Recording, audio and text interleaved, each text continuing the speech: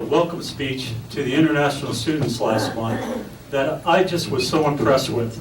And I went up to him afterwards. I said, "Have you ever given that talk to Rotary?" He said, "No, I've never been asked." I said, "You are now." And I moved things around so we could have John give that talk to the whole club. John is a graduate of Cal State Hayward. He worked for the Alameda County Water District for his career, and he was a senior water quality chemist. He served on the Zone 7 Water Agency Board for 15 years. He was elected to our city council in 2005 and was the elected mayor in 2011. John Shirley thinks he's the second best mayor the city's ever had. John, come on up.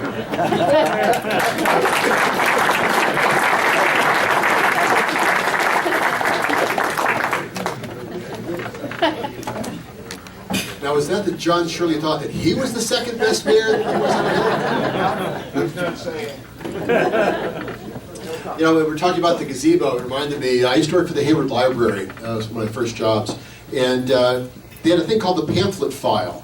I remember going through the pamphlet file one time, and they had a section on gazebos listed under wild African game. This was a library, people. Okay, so how do you run a city? This is the talk that, as Marty said, I gave to the international Rotary students.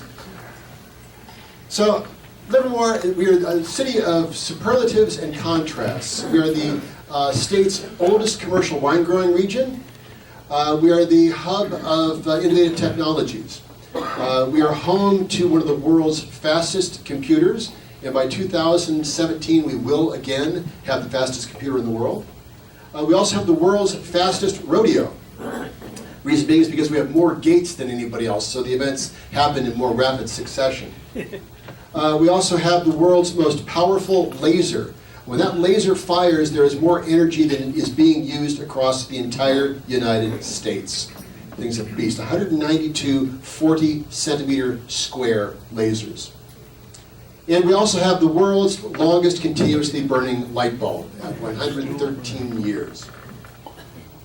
So, city profile, we were incorporated April 1st, 1876. Now, Rotary was not wrong. There is a plaque downtown that says that Livermore was founded in 1869. That is correct. The town was named after Robert Livermore in 1869 by William Mendenhall. Robert Livermore never actually lived in Livermore, but his son worked at the Doherty Garage. So that generational history. But we were incorporated in 1876, so both dates are actually correct. We have a council manager type system of government. We're not, I hate to use the term weak mayor, but we're not a strong mayor, if you get my drift. So about 83,325, give or take, and you know the rest. So who runs the city? Actually, it's the citizens of Livermore. They elect the council. And then everybody else, we all work for them. So we have an elected mayor. For a number of years we had a simple rotation through the council. And so now we actually elect the mayor. And the mayor serves a 2-year term. Yes, my first term was 3 years. But unlike the cynics out there, it was not just so I could get another year. By moving from the odd years to even years, we actually save $300,000 per year. So $600,000 every election cycle, because you have to pay the cost of the election. So if we pay for the election in odd years, it's $650,000 that we pay to the registrar of voters. If we have the election with everybody else, with all the other 14 cities of Alameda County, it's only $51,000. So it's a no-brainer. Also, by the fact that we removed council benefits, being fiscally responsible, we saved the city another $150,000 a year. So that's $500,000 from the leadership from this council. So thank you, Stu, and all the other council members as well that helped on that one. Council members are elected for 4-year terms. The idea behind this was that if the citizens did not like the direction the city was going, they could flip the council every 2 years. It's because 3 people come up for election every 2 years. So council members every 4 years, mayor every 2 years. We are each term limited to 8 years. So for council, it's 2 4-year terms. For the mayor, it's 4 2-year terms. There are 450 employees for the city of Livermore, 100 less than we had in 2008. The recession hit us pretty hard. We have now 100 fewer employees than we did before. So we have 450 employees, and I can walk up to any one of them and say, I would like you to do this. And they can look at me and say, let me get back to you on that. Because they don't work for me. They work for the city manager. And it's the city manager's job to take what we have as policy and then disseminate that down through the organization. Actually, the city council has 2 people that work for us, the city manager and the city attorney. The city attorney's job is to keep me out of jail. As you can see right now, he's doing a pretty good job so far. There are a lot, and then everybody else, as you can see, works for the city manager. We've got the 5 different divisions, or 6 different divisions: administration, finance, community and economic development, the fire department, library services, police department, and public works. Under public works, we've got airport, golf course, maintenance, and water resources. So one of the things that the city attorney does, when I talk to the students about this, they're floored, because anybody that comes to California is always intrigued by the Brown Act. The Brown Act is something that's really unique to California and just a few other states. For example, in private industry, we have this thing called iGate, where we grow new companies from technologies that are, many of them are invented at the laboratory. So we have some members from private industry on the board, and we try to explain the Brown Act to them, and it is just a completely foreign, this foreign concept. And we have to go through Brown Act training every year. And one of the years I took it, this attorney said, well, I have given this Brown Act training dozens of times. I could do it in my sleep. He says, this was named for Edmund G. Brown, Moonbeam's dad. And he says, and I said, excuse me, do you mean Ralph M. Brown? Yeah, Ralph M. Brown. Yeah. So he was a member of the Assembly. It wasn't Governor Brown, either of them. It was the Ralph M. Brown Act. And these are what are called sunshine laws. And that means is that all the decisions have to be made in the sunshine, out in the open. We can't do smoke-filled back rooms. That's not the way we operate. So, for example, if everything has to be on an agenda, that means before the meeting, I have to tell everybody in Livermore what we're going to talk about. If it's not on the agenda, we cannot talk about it. This is why we have a citizens forum, so people can come up and if they want something to be put onto an agenda, they can bring it up during the citizens forum. We actually want to hear from the public. There are some councils out there that have the citizens forum at the end of the meeting. So you have to go through the whole meeting and at midnight, stay around and bring up the citizens forum. We have it at the very beginning because we want to hear from the public. And so we can't discuss anything that's not on the agenda. Similarly, we have to have minutes. So everything that's done during the meeting, we keep a record of. So if somebody couldn't make it to the meeting, they can go through the minutes and find out what we did. The other thing is that we can only deliberate in public. So I can't get together and have breakfast with all the other council members and say, okay, this is how we're going to vote tomorrow. All the deliberation has to be done in public. And in fact, and I know you guys aren't going to believe this, but we cannot decide an issue. We study it, we have all of our questions answered, and then we go to the meeting, and we actually do not deliberate and decide until the public hearing is closed, because there may be information that comes out during the public hearing that would change our mind. And in fact, that happened when I was on the Zone 7 Water Board. Actually, the beginning of the whole South Livermore plan, we were debating a septic tank ordinance. And a winery wanted to come in, and you have to have 5 acres to have a septic tank. and they had 3.5. Well, they backed up to another 19 acres, but they didn't have it. And of course, I'm a water quality chemist. I got that mindset, and this was going to adversely impact the groundwater. And so the Zone 7 board voted 4-3 to not allow it. And Eric Wente got up, and really to nobody in particular said, well, how are we going to do the South Livermore plan?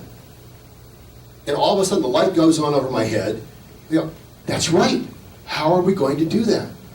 So I asked the county attorney, I said, how do you reverse a vote? And he said, well, we've never done that before.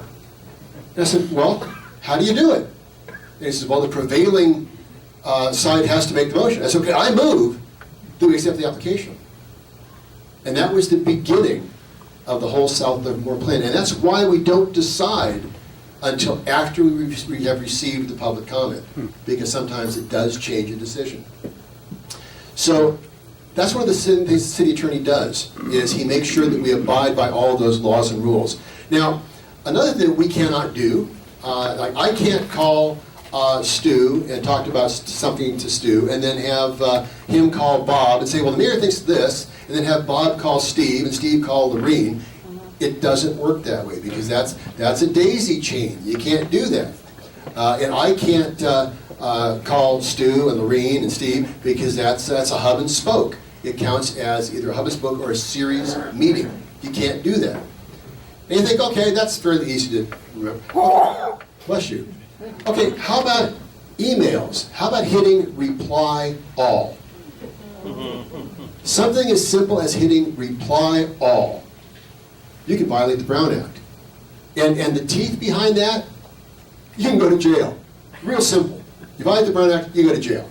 So this is why the city attorney's job is so important to what I do. But little things like that. I've been in this for years, for decades, so I'm used to this. Other people come here and they're just stunned. Well, how can you get anything done in the public eye? That's why it works so well, is we do all of our decisions and all of our deliberations in the public eye, so there are no backroom deals. This is a big city. I have 83,000 people. I can't talk to all of them, so we rely on our boards and commissions. We have advisory bodies, the Airport Committee, the Beautification Committee, Commission for the Arts. So all of these go out into the public, and they help us make decisions. They gather public information. For example, the Human Services Commission, they actually go through these myriad grant requests. We've got very limited funds from the Community Development Block Grants, federal monies, and they apportion those to all these worthy organizations.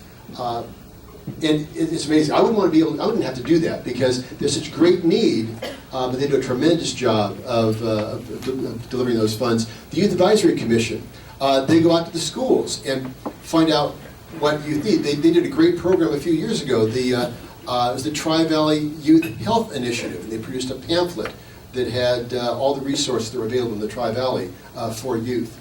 So we rely very heavily on these commissions to bring information back to us, help us develop policy, and also to get information out to the public. So, money. Everybody likes to talk about money.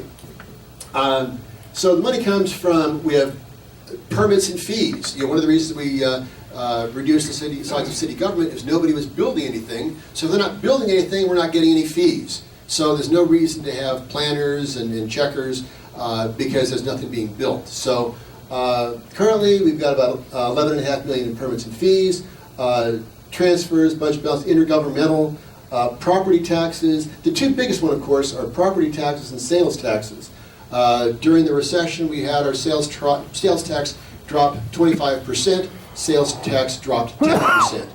It was about 20% of the entire budget of the city of Livermore. Where does the money go? Well, I've always said that the budget is the numerical representation of your priorities. What you spend the most money on has to be your biggest priority. City of Livermore's biggest priority, public safety. Police and fire. It takes over half of our resources. Police and fire. Capital improvements, library, public works, community development, and admin services. But far and away, most of our money goes to the police and fire. Okay, so this is how the property tax revenue breaks out. So for every dollar, as you can see, we've got 31 cents, the property tax shift for education, what they refer to as ERAF, Alameda County, schools. We get about 16 cents, LARPD, of which the state takes half, and that's part of that ERAF, and then the community college district. Sales tax, 6.25 goes to the state. Healthcare, they just voted that one. We get a penny. There's a, and then of course Measure BB just passed. This just went up April 1st, no fooling. That went up to a penny. And that's going to fund about $8.7 billion in traffic and transportation infrastructure, including $400 million for BART to Livermore along the freeway at Isabel. Along the freeway at Isabel. Nowhere else, it's along the freeway. You know, the day before the election, people came up to me in Costco, at Orchard Supply Hardware, and said, "So, is BART going into the downtown?" No, what rock are you living under? That was voted in 2011 in June. That cannot be changed. It cannot be changed. BART can't change it. ACTC can't change it. The Livermore Council can't change it. That's where it's going on the freeway. Thank you very much. So we got $400 million. We got another $150 million from the Metropolitan Transportation Commission. We got some New Start money possibly. So we're about halfway there. I spoke with Secretary Anthony Fox for Transportation in January. The $660 million in New Start money is still there, and we qualify for that, so we're going to make a big push for that as well. The 1% that we get from the city of Livermore, or for the city, that's a thing called Bradley-Burns sales tax, and it's very important, and that figures into why it's so important to get developments like Livermore Outlet malls. The Livermore Outlet Mall brings in 7 million people a year, $300 million in sales, and that's worth directly $2 million into our general fund. So there's certainly a benefit for that. But the justification for the Bradley-Burns sales tax is that we have to provide the infrastructure, the roads, the sewers, all the stuff that makes a city and a company work. We have to provide that infrastructure. The police, the fire, we have to all have all those things in place. The Bradley-Burns is what reimburses the city for providing those services. And ultimately, that's why cities exist. We don't, you guys do the fun stuff. You guys do the parades. Livermore Downtown does parades. The wine festival coming up. Everybody else does fun stuff. The city, we don't do fun stuff.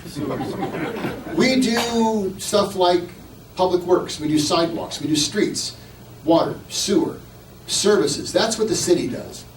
So municipal enterprises. An enterprise is a facility in the city that has to raise the money that it takes to operate it. So these are neutral to the general fund. So for example, the airport. We don't have to take money out of the general fund. What the airport uses to operate is the money that they take in. And that's through fuel sales, through renting the hangars, and that's where those come from. The golf course, similarly, the golf course has to pay what it costs to operate. And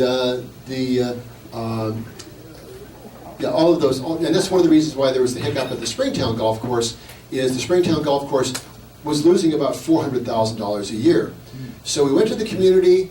They did not want to set up a landscape maintenance district. There are 91 of them in the city where we all pay for our own maintenance and landscaping. So instead, a private contractor was brought in to operate the facility instead. But again, these have to be revenue neutral to the general fund, hence the name enterprise fund. Also, the water resources. So whatever it costs to run the drinking water enterprise, we have to make that up in rates. Now, the interesting thing of it is, 85% of the costs are fixed. Now, the state, I always like to say, the first gallon of water that we buy from the State Water Project costs $6 million. real steep. After that, it's about $800 an acre foot. But the first gallon, because we have to pay the fixed costs, whether we get any water or not. And people think, well, how did you get into this agreement like that? Because it really is weighted toward the state. And it's because of the law of supply and demand.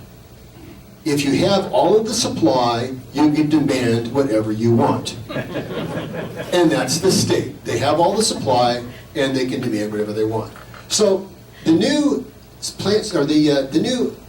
director of Public Works is Darren Greenwood, who used to be the plant superintendent. This is Darren's artwork.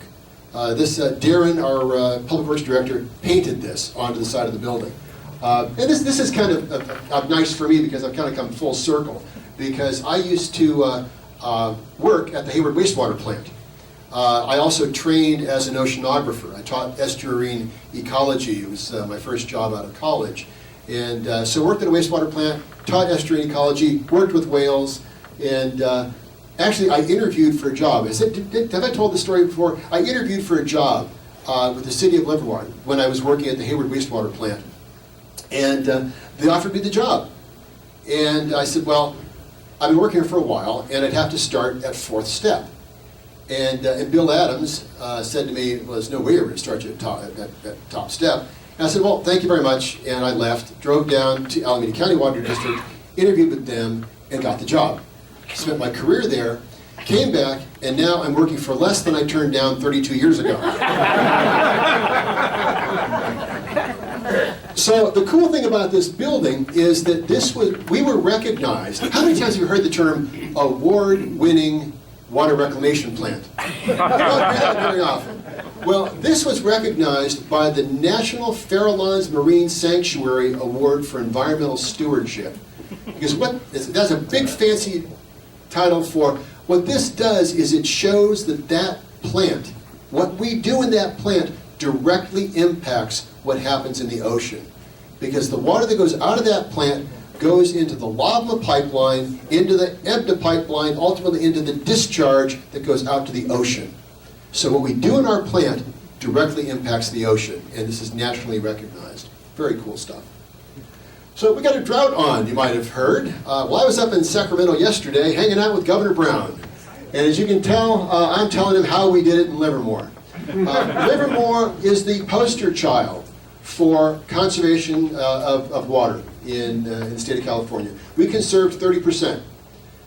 We were the best. So literally, Governor Brown asked me, how did you guys do it? And we lead by example. We engage the community early, and Livermore is different. People in Livermore get it. We have that sense of community. I mean, I'm in Rotary. Who gets it better, the sense of community, than Rotary, and having environment and having responsibility back to your community? So that's what we do, and that's how we did it. Now, we use on average about 100 gallons of water per person per day, and Rancho Cordova, 98% of the water that they use is turf. Turf. Now, 50% of our water here in Livermore is outside irrigation. 98%.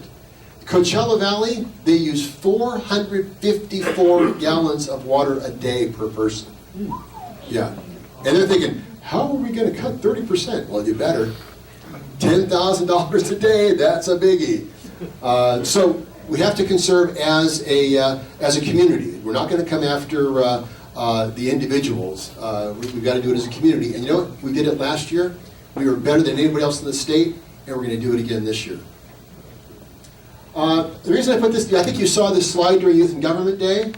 You can see in 2004, the services were rated at 72%, then 79 and 85. Quality of life in 2004 was 80% thought that it was a good, excellent quality of life. Now we're up to 92%. Most recently, the number of people that think that Livermore is a good or great place to live and raise a family is now 96%. And even though you saw this slide, I brought it up again this time just to point out the fact that I was elected in 2005. So you'll see. I'm not saying great for all of it. You go for all the credit you can. You know? One of the great games in politics is you take credit for what the councils before you did and then blame the stuff that went south on the ones before you as well. So we work very closely with the other agencies here in the Tri-Valley and in Livermore, the Livermore Valley Joint Unified School District, City of Livermore, and the Livermore Area Recreation and Park District. We all work together. We actually have an intergovernmental committee where we meet frequently to talk about things that affect all of us. We originally were formed when we were voting on the bond issue that benefited everybody, but we decided there was a great benefit to keep that going. We have sister cities because this cultural exchange that we actually send students to Yotsukaido, Japan. But as you can see, it's an important resource to the negotiations of governments and cooperation for a better world for all, which is what Dwight Eisenhower said. And this is the Sister City Park. It's down there by the airport. And we have Quetzaltenango, Guatemala. I think Stu was responsible for sending a fire engine down there a while back. Yotsukaido, Japan, and Shnezinsk, Russia, which was really interesting because Shnezinsk, Russia did not exist. It was, I think it was Chernivskaya 70 was the name of the town. It was not on any maps because it was a secret city. Kind of hard to visit if it doesn't exist. Cool stuff. As you may know, Livermore is one of only 6 cities in the world to have an element named after it. Livermorium, it was created by teams from the Flarov Institute in Dubna, Russia, and the teams from Lawrence Livermore National Laboratory. It's element 116. This is the cyclotron that made it. This is the Flarov Institute in Dubna. And this is the mayor of Dubna coming out, and I showed him what we have. I showed him the light bulb.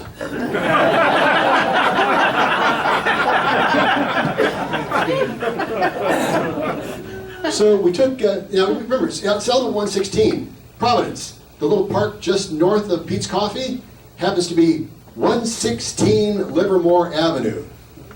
Providence. Oh, wow. So that is now Livermorium Plaza at Mill Square Park, and we're celebrating Livermorium Day. It's now May 30th. That was the day that it was recognized by the International Union of Pure and Applied Chemistry. This year it's going to be May 29th because the 30th falls on a Saturday and everybody's going to be out of town, I'm sure. So 4 o'clock, downtown Livermorium Plaza, that's where we're going to have the celebration. We'll have the Element 116 band is going to be there from the local middle schools, Livermore Cupcake. It's going to be a good time. So with that, there's more here. Any questions? We got like 3 minutes. But I'll be hanging around afterwards if anybody has any questions.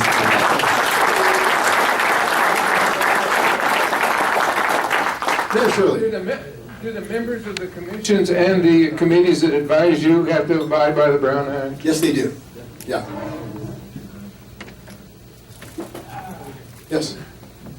Well, I'm a water conservation person, and listening to you speak, I over the last 40 years that I've lived here, we've always had droughts, on and off all the time. We are in a desert. Yeah, we are a non-sustainable water source. And the problem I have is that my water bill was only $4.60 last month, and I'm trying to figure out how to get another 20% out of that grape. Yeah. And then I turn around and watch them building new buildings, and wondering how many of us have to save 20% to hook one more person up to the water system, and then what 1,200 new houses are going to be built, and how are we going to put more houses on a non-sustainable water base and still rationalize the saving of conservation we're pointing to other people to conserve with? It's a dichotomy. I'm not quite understanding how we put that together. Well, thank you very much. Next question. We talked about that. We talked about it in the state of California, and I brought that up to Governor Brown. I said, you know what? We've got last year, there were 90,000 building permits issued in the state of California. 90,000, that's 45,000 acre-feet of water. And so how do you justify that? Well, one of the things is that as we have, and the other problem is a lot of that water is being sold for new development. A lot of the development here they've got going up in Livermore was actually entitled 10 years ago. So it's very difficult to go back and say, you know what, you're entitled, you bought the land, we zoned it, everything else, but you can't build now. There's no water. Well, yeah, but that doesn't work. These are, if If agriculture cut back 10%, it would increase the water to municipal by 50%. It takes a gallon and a half of water to produce one almond. So we certainly need to be able to, 40% of, and I talked to the governor about this yesterday, 40% of the farms have implemented water-saving strategies. 60% haven't. So there's a lot of water literally that we squeezed out of agriculture. But the other side of that is, and I talked to the water agency folks, is if all construction stops, the carpenters, electricians, the plumbers, they're all out of work. And then what happens? Then you've got all the truckers that are moving the supplies around the state of California. And then you've got another big problem. So it's not an easy situation. I certainly understand what you're talking about how do you make that work. But it's a difficult problem. All right. Thank you very much, Marchand. We have a little gift for you. You get to pick your choice of some Buchanan wine or some olive oil. Oh, dang, I just